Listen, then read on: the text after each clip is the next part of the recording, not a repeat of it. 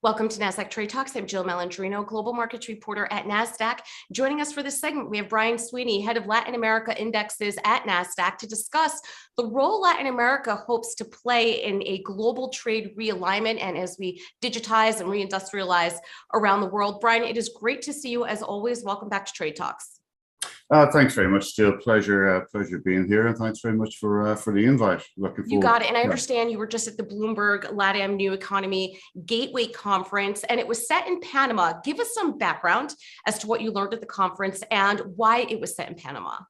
Yeah, so the conference is a series that Bloomberg has just started to run, and the idea was to pick countries that would serve as a springboard to kind of new markets or would have kind of influence within within the kind of continents, right? So before they've done Singapore, and now they just did Panama just in the past week. Now with Panama, obviously everybody knows Panama because of the canal. But if you take a look at the canal and you see what's been done from there, what ecosystem is created, you see it's got financial services, it's got a free trade zone, it's got its own special economic development zones, and then within that, for Panama, that has created a diplomatic kind of soft power, if you will. So it's kind of a perfect spot to launch into Latin America, and that's kind of the main reason why it was chosen. What were the main themes to come from the conference, particularly given the current global environment? Yeah, so I mean, we did have themes that we'd be very, very familiar with. And kind of to put it into context, it was kind of the first big, real big kind of conference that they've had in LATAM since we've had the global pandemic. I would say we took a look at international trade, talked about entrepreneurship in LATAM, food security, all the way through equity, diversity, and inclusion. Now, in the background of all this was quite clearly the global pandemic, and then we had the Ukraine war, which has disrupted, I think, everybody in every global supply chain. So there's a couple of things that come out of that, right? What people are thinking of was realignment of global trade, right? And when you look to realign your global trade, you take a look and you say, okay, who really are our partners? What's the real risk of dealing with them, and kind of what's the geopolitical risk of dealing with somebody at the moment? I would say that the quality of the partnership is also coming under scrutiny. So do you want to deal with somebody that, you can create short-term revenue, but I think you kind of also want to deal with financial services sectors, such as what they did, say, in Ireland and in Eastern Europe, where the investment and the trading block you're trading with actually creates a whole ecosystem and feeds upon itself to create an educated workforce for yourself. Reindustrialization, right? I mean, that's simple. Who are your trading partners going to be going forward? And I think in the current global environment, what the view is that you are only going to be dealing with countries that you absolutely trust. So now the questions are we heading into deglobalization? Is there a decoupling of current trade partners, and are we heading to kind of a stage where historically, say LATAM would choose between China and the US, and then maybe you take the Indian model is you remain neutral. So do you continue along those old blocks, or do you create your own trading system as an individual country or continent?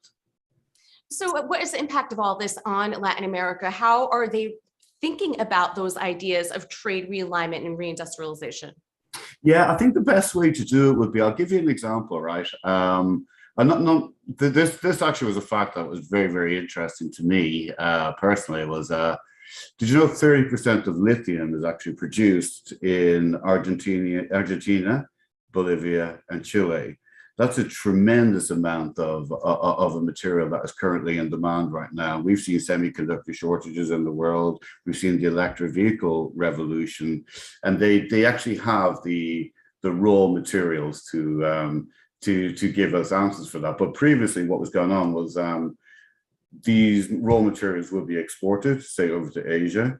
from LATAM over to Asia, and then it gets sold back into say the US, for example, right? So at one point, LATAM was missing out on the higher value in that supply chain. So if LATAM could change that supply chain and do a bit more manufacturing itself, then that resolves their revenue needs, but it also resolves the global supply chain issues that we've seen. So that would be kind of one of the best examples of how they would look to realign what they're doing. The other one would be, what are they producing? So if you take a look at going into summer, take a look at the t-shirts that everybody's wearing, right? The one thing you notice is that the quality of the t-shirts vary. So from LATAM, you're probably going to see more of your regular t-shirts and just standard. Vietnam exports actually kind of raw higher level cotton, and there's absolutely no reason for this. So if they can work on kind of the goods that they manufacture as well, exporting to us, I think that makes sense also.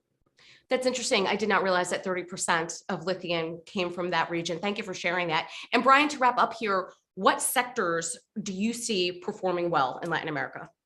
Yeah, so we've seen them in, obviously, right, we've seen this ourselves in Nasdaq, right, with the products and the work that we've been doing down there recently.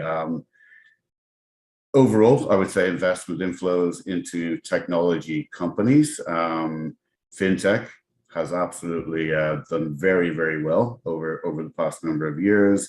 We have a number of clients in there right now, such as XP, BTG Pactual.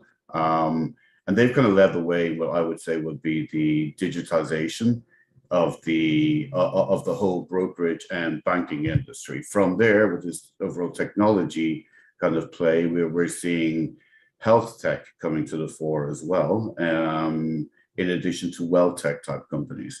However, the other thing that is interesting and where people are saying we should be looking at is education tech.